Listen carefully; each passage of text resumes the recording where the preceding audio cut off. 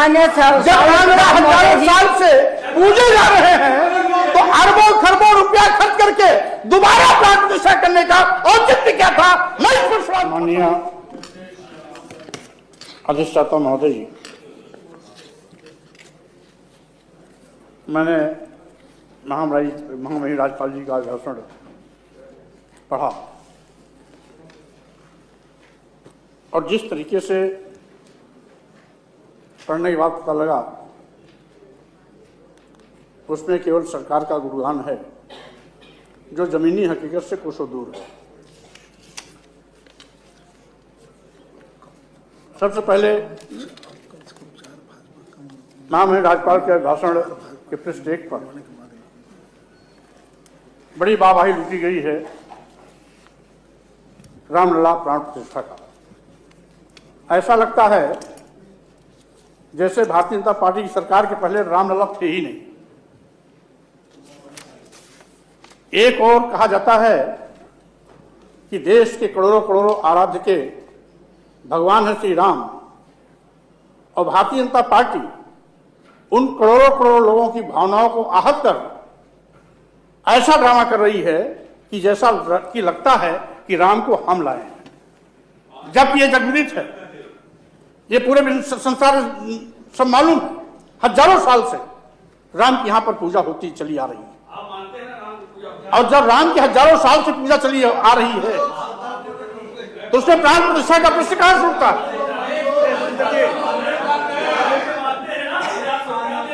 इसलिए माननीय महोदया, मैं आपके माध्यम से कहना चाहूंगा, पहले तो आप इस बात को सुनिश्चित कर लें व्यवस्था आपकी पीठ से चलेगी या व्यवस्था सामने बैठे हुए माननीय सदस्यों की ओर से चलेगी। आपने जब बोला तो मैं सुना आपको। आप लोग जब बोलते हैं तो धैर्य से मैं सुनता हूं। आप भी तसल्ली रखो, सुनने की भी क्षमता रखो। और रही बात आप अपने महोदया, मैं आपसे कहना चाहता हूं, आप प्राण प्रतिष्ठा वो तो भारतीय जनता पार्टी का कार्यक्रम था। वहां देश के सारे श्रद्धालु भगवान राम को मानने वाले सारे के सारे करोड़ों करोड़ लोगों को वहां रोक दिया गया था। आयोजक भी भारतीय जनता पार्टी, मुख्य अतिथि भी भारतीय जनता पार्टी, व्यवस्था करने वाले विश्व हिंदू परिषद, आरएसएस, इन 3 के अलावा कौन था? वो कोई सांस्कृतिक कार्यक्रम नहीं था, वो कोई सरकारी भी कार्यक्रम नहीं था, वो भारतीय जनता पार्टी, आरएसएस और विश्व हिंदू परिषद का कार्यक्रम था। यहां के लोगों को रोक दिया गया, जो भगवान राम को आराध्य मानते हैं उनको रोक दिया गया। जिन लोगों ने कभी रामलला तो भाजपा के कार्यक्रम वहां राम मंदिर बनवाने का कोई दिक्कत नहीं होनी चाहिए। सपा के कार्यक्रम कोई आते हैं अधिष्ठाता महोदय को हम लोग बहिष्कार कर जाते हैं।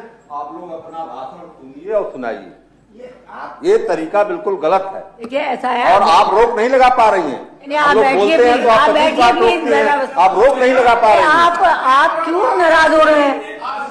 आप बैठिए, आप बैठिए। आप सदन को वो भी बैठेंगे, नहीं कर पा रही हैं। आप भी बैठिए। देखिए एक बात सुनिए, पहली बात तो त्रिपाठी जी पढ़े लिखे हैं। देखिए ऐसा है, एक शब्द भी अपशब्द आया हो तो उस शब्द को बता दें। सत्य चीज कहना, सत्य का वाचन करना आप गाली कैसे मानते हैं? अरे आप और इस तरीके से आप अपनी बात कहिए। रही कार्यक्रम की बात, जब वो भारतीय जनता पार्टी की सरकार में हुआ और उन लोगों ने किया तो फिर किया, तो दूसरा कौन करता? नहीं, जो तो आप क्यों उस पर टिप्पणी कर रहे हैं? टिप्पणी मत करिए उस पर। राम जन्मभूमि उसमें टिप्पणी करना नहीं है। सरकार है तो सरकार ने कार्यक्रम किया। आप लोग आप बैठे। जब रामलला हजारों साल से पूजे जा रहे हैं तो अरबों खरबों रुपया खर्च करके दोबारा प्राण प्रतिष्ठा करने का औचित्य क्या था? मैं इस पर सवाल उठाता हूं। और महोदया, मैं ये भी कहना चाहता हूं, आज देश में लाखों करोड़ों नौजवान बेरोजगारी की त्रासदी झेल रहे हैं। सरकार के पास नौजवानों को नौकरी देने के लिए पैसा नहीं है। साथ ही साथ आज कई लाख की तादाद में वित्तहीन शिक्षक हैं, उनको मानदेय देने के लिए सरकार के पास पैसा नहीं है। शिक्षा मित्रों की मानदेय को बढ़ाने के लिए सरकार के पास पैसा नहीं है। और यही नहीं, आज 69,000 शिक्षकों की भर्ती में जिस तरह से घोटाला हुआ, माननीय हाई कोर्ट के निर्णय के बाद भी यहां तक कि पिछड़ा वर्ग आयोग भारत सरकार यानी इन्हीं डिवोल्यूशन की सरकार का आयोग जिसने उस पर कहा है कि इस पर 800 शिक्षकों की भर्ती में घोटाला हुआ, इनको तैनाती दिया जाए, आज तक तैनाती नहीं दी जा रही है। एक और ये कहते हैं और दूसरी ओर वहीं पर राज्य शिक्षा आयोग की बड़ी वाहवाही लूटते हैं। 3 साल हो गया, उसमें चेयरमैन नहीं है, सरकार के पास पैसा नहीं है।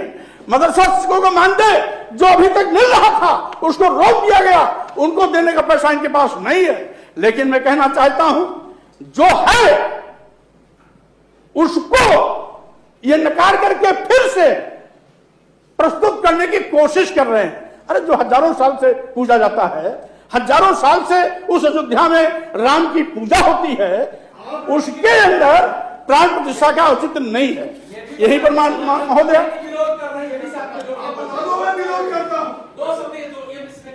देखिए, जिस दिन माननीय सर्वोच्च न्यायालय ने मंदिर बनाने का फैसला दिया, हम सभी लोगों ने, पूरे देशवासियों ने, किसी पार्टी का रहा हो, सबने स्वागत किया था। उसी का काम हुआ। लेकिन प्राण प्रतिष्ठा कहां से आ गया? आप उस रामलला को जो छावनी में थे उनको ले जाके वहां स्थापित करना चाहिए। प्राण प्रतिष्ठा कहां से आ गया? जो पहले से पूजा जा रहा है उसको प्राण प्रतिष्ठा कहां से? क्या राम निर्जीव हो गए थे? आप ये साबित करना चाहते हैं कि भगवान रामलला निर्जीव हो गए थे, निस्तार हो गए थे?